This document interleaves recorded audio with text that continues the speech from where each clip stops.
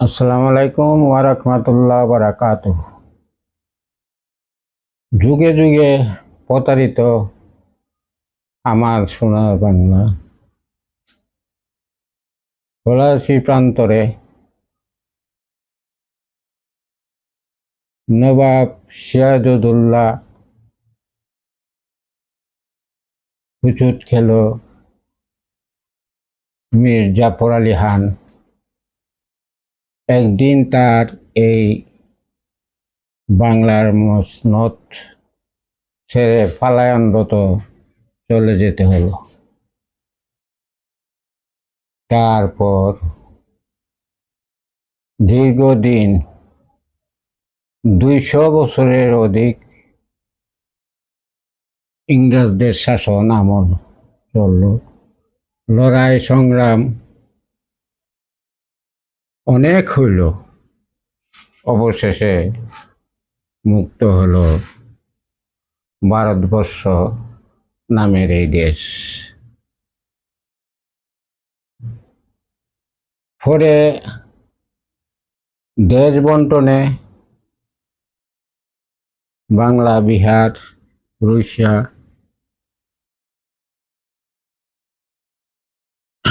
এই ছিল বাংলার পটভূমি।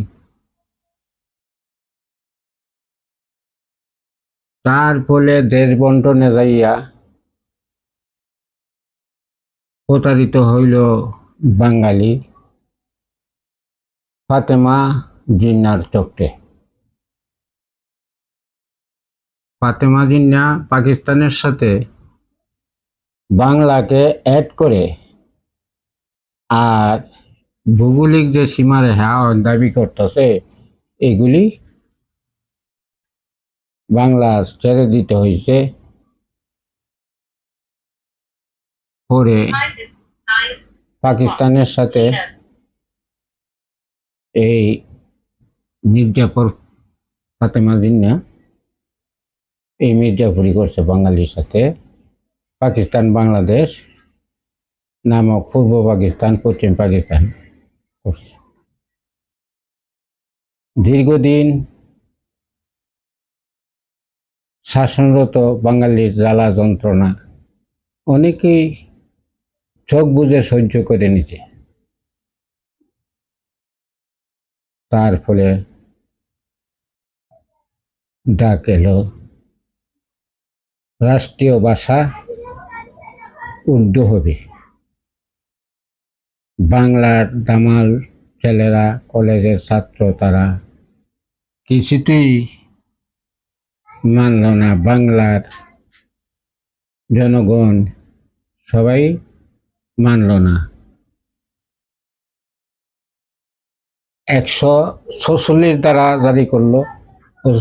146 ধারা ভাঙতে গিয়ে শহীদ দিল সালাম বকরত, আরো অনেকে। যাক, ফলে মায়ের ভাষা বাংলা আমাদের অক্ষুণ্ণ রইল। অনেক লড়াই সংগ্রামের পরে আবার স্বাধীনতা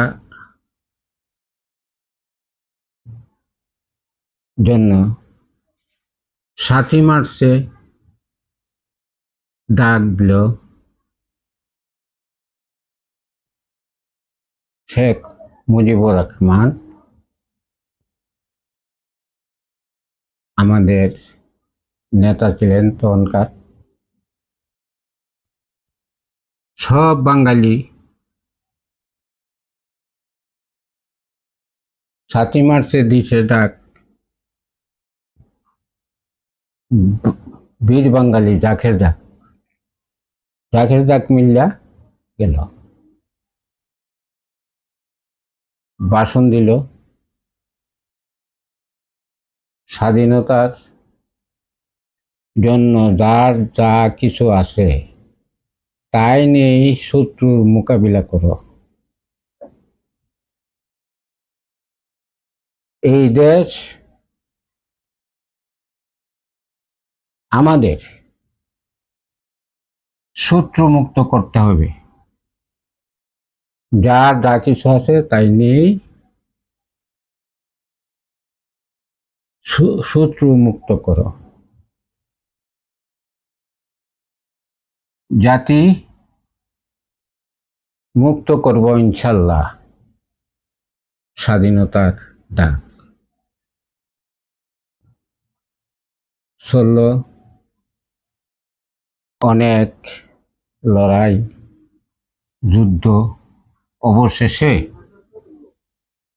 এক সাগর রক্তর বিনিময়ে লাল সবুজের মানচিত্র আমরা পেয়েছি। তারপর চলল শাসন, যুদ্ধ বিধ্বস্ত দেশ গড়ার জন্য জাতির পিতা অনেক দৌড়াদৌড়ি করতেছে। এই অবস্থা 1965 সাল হুচুট গেল আমার সোনার বাংলা।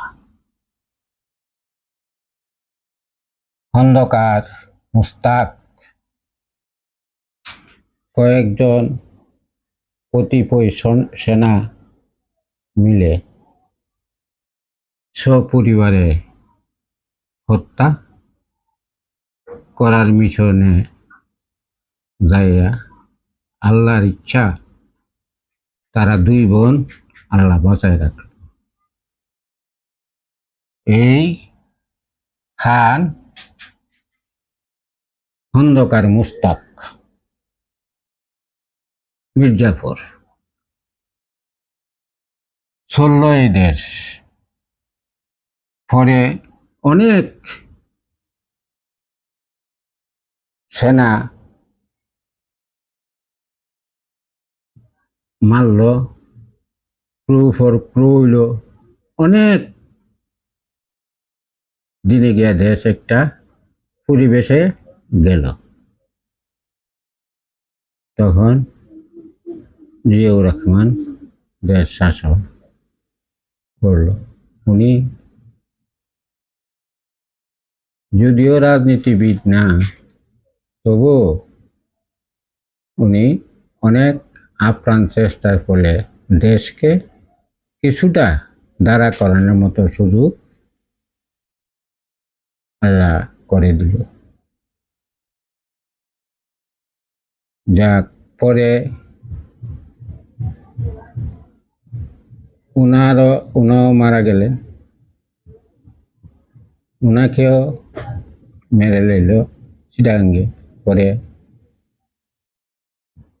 আবার আইল এরশাদের আমল। এরশাদের আমলেও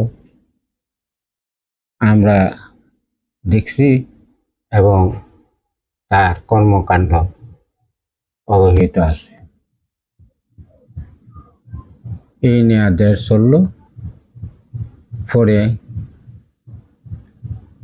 আইল আওয়ামী লীগ তথা মুজিবের দল, শেখ মুজিবের দল। মোটামুটিভাবে দেশ শাসনের পরে কিছুটা ভালো করলো। পরে 71-এ উনি পরে 2001-এ ক্ষমতা থেকে ছেড়ে দিয়া তত্ত্বাবধায়ক সরকারের হাতে দিয়া গেল। পরে আর ফিরে তত্ত্বাবধায়ক সরকার আর পাইল না। এরপরে আসলো 111, যার ফলে দুজন নেত্রীকে বন্দি করলো, জেলহানাত নিয়ে গেল। যার মধ্যে তারা ছুটলো। এরপরে আন্দোলন করতে করতে 2 বছর পরে ইলেকশন দিল। ইলেকশনে আবার আওয়ামী লীগ বিজয়ী হলো, একটানা 15 বছর রাজত্ব চালাইল। বাংলার ভালোই চলছে, বিভিন্ন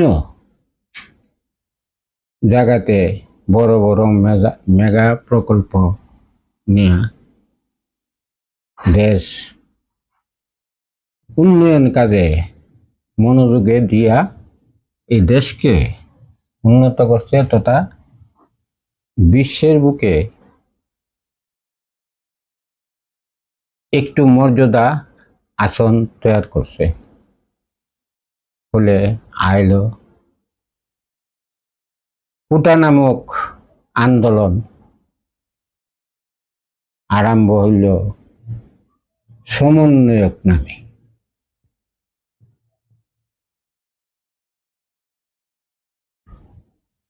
কোটা আন্দোলনের মধ্যে তারা অনেক সহিংসতা করল, মানুষ মারল, পুলিশ মারল। পরে ইউনূস মির্জাপুরে মিটু ক্লাসলি ডিজাইন কইরা ক্ষমতা নিল। ইউনূস মির্জাপুর আর কি বলবো দেশ সম্পর্কে, আপনারা অনেক জানেন, আর কত ইতিহাস বলার আর কিছুই নাই।